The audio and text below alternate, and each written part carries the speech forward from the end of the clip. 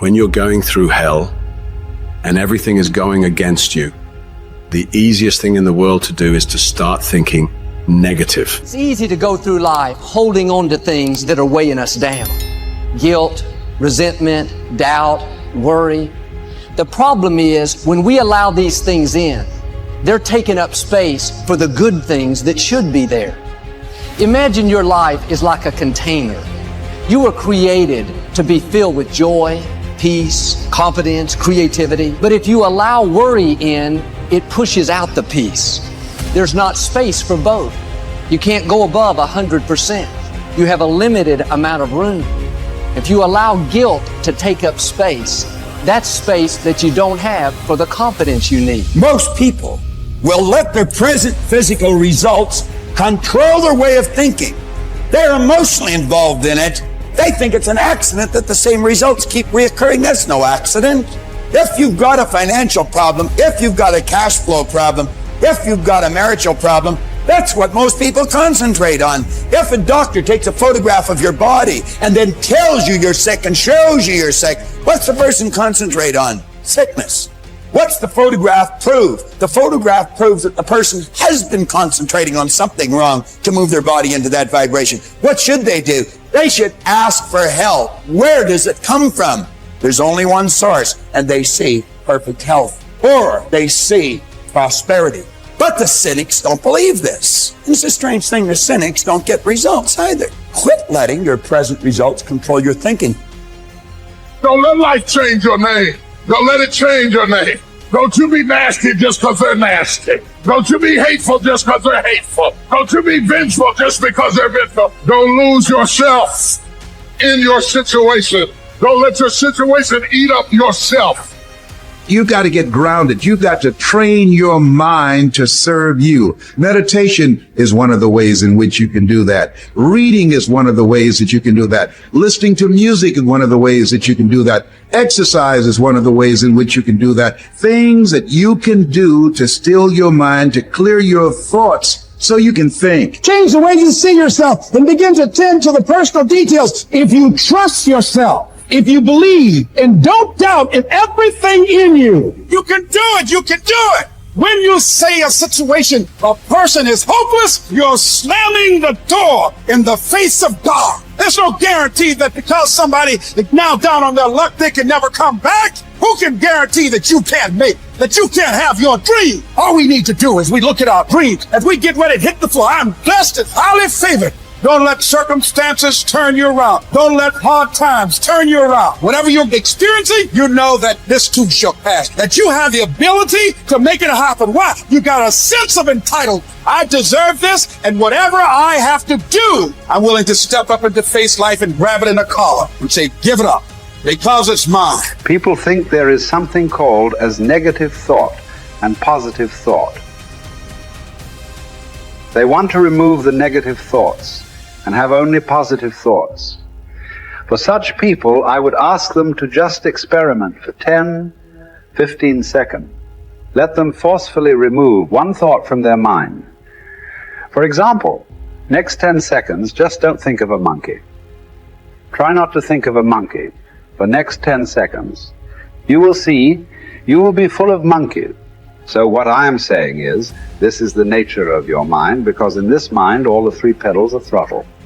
There is no brake, there is no clutch. Whatever you touch, it will only go faster. In this kind of mind, people have been taught from moral teachers and religious teachers, do not think about bad things. Well, since then, it's been a full-time job. So there is no way you can handle the mind like this. This doesn't need any great enlightenment. If you spend 2 minutes with your eyes closed, you will realize you cannot do anything forcefully with this mind. So, I want to remove negative thoughts. Do not ever go in this direction, because what you want to remove will become your quality. Always you will be on it. So, what should I do? The thing is this, without understanding the fundamental mechanism of this mind, because our mind, human mind, is the most sophisticated computer on the planet. Even all the supercomputers have come out of this. When this is the case, Is it not important that we understand the mechanics of how it functions? One simplistic aspect of how it functions is there are no subtractions and divisions in our mind. There is only addition and multiplication. If you try to do something with it, it will say one more. If you try hard, it will multiply into many more. In this mind, you don't try to identify what is positive, what is negative, and try to remove it. First of all, one needs to understand this mind of yours. This body of yours is supposed to serve you. The life that you are is important. Body and mind are vehicles that must serve us. If you sit in a vehicle, it must go where you want to go. If it goes to its own destination, what is the point of such a vehicle? It's just a nuisance. Right now, most human beings are unfortunately experiencing this fantastic possibility of human mind as a nuisance, as a troublesome thing. Well, this is the most beautiful thing you have. There is something called as you which exists. This is not a composite of all your thoughts and emotions and physiological processes. Beyond that, there is you. If you close your eyes, even if you cannot see anything, you're still there. It is through the window of your eyes that you are looking out. But if you close your eyes, it doesn't mean that you don't exist. You still exist. So beyond your thought, you still exist.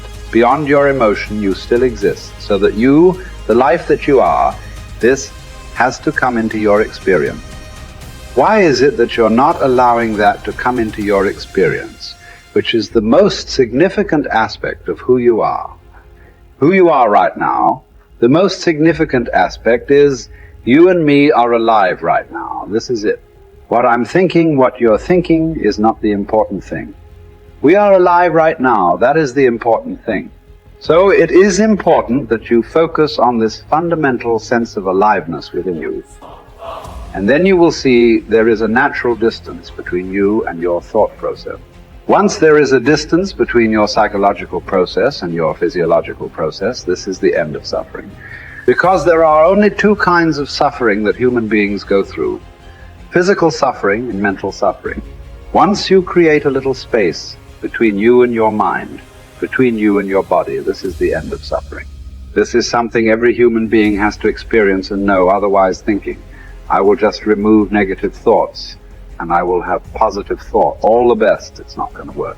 100% it's not going to work, because nobody can remove it. They can avoid it for some time. So when negative thoughts come, you say whatever you want, but this is just avoiding, it's not gone. The moment you stop that, it will pop back with great force. Otherwise, it will come back in your dreams. So it's very important, first of all, you need to understand your anger, your resentment, your fear, your anxieties, the negativity that you generate. Generally resentment, anger, it is always directed towards somebody. But we need to understand this is poisons that we are drinking and expecting somebody else to die. Fortunately, life doesn't work like that. If I drink poison, I die. If I drink poison, you don't die. So we need to understand this. When I say poison, today you can have yourself chemically analyzed right now. What is your blood work? What it says, 5 minutes of intense anger. Check your blood work and see. There will be lots of negative elements in it. Literally, you're poisoning yourself. So do you want to poison yourself? Definitely not. Now the very question is coming from certain helplessness. What shall I do? Don't do anything. Just sit back and just concern yourself with something which is the life process. Maybe your heartbeat, maybe your breath, maybe just the sensation of being alive.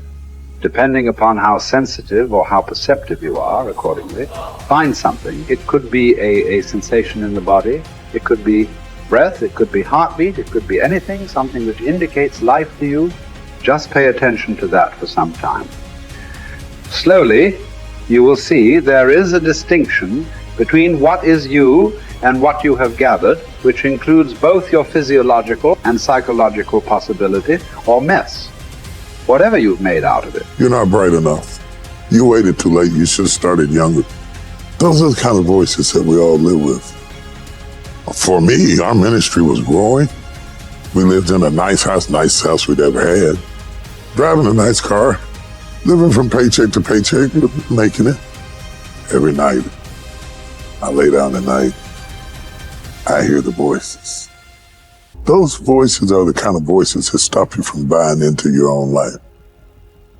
Stop you from enjoying the good times and believing that they will last. The anxiety and the pressure and the strength that it took to get from where you were to where you are doesn't go away, so you don't really believe it's yours. You're driving it, but you don't really believe it's yours. And you're scared to relax and really rest in whatever it is or whoever it is. And the enemy always has some sort of tool or memory or situation that he uses to terrify you, even though the good times are here and the dream is there, the blessing is there, and the goodness is there. But there's always this haunting, nagging defiance that says, don't you relax. You're not worth it. You don't deserve it. And it's not going to last. Resting in what God has done is often more difficult than receiving what God has done. To rest in it, to believe that it will last, to believe that you will last, that love will last, that life will last, that good times will come, that things will be better. It's difficult because of the voices. And you are what you eat, and the voices are the food that feeds your faith or fear.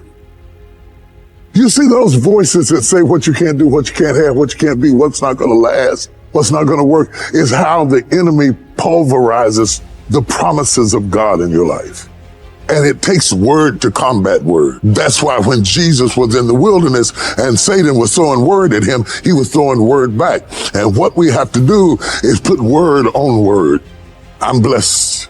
I'm blessed in the city. I'm blessed in the field. I'm blessed in my uprising. I'm blessed in my downsetting. I'll be blessed into my old age. I'll be blessed when I'm an old man. My grandchildren will be blessed. My body is blessed. My mind is blessed. My head is blessed. I got this. I can handle it. I can do it. Bring it on. Here it is. That kind of talk, saying that to yourself, drives back the other voices of negativity that we all have creep up behind us and tell us that we're not capable and we're not competent and we're not gifted enough and we're not good enough or we waited too late or God is punishing us.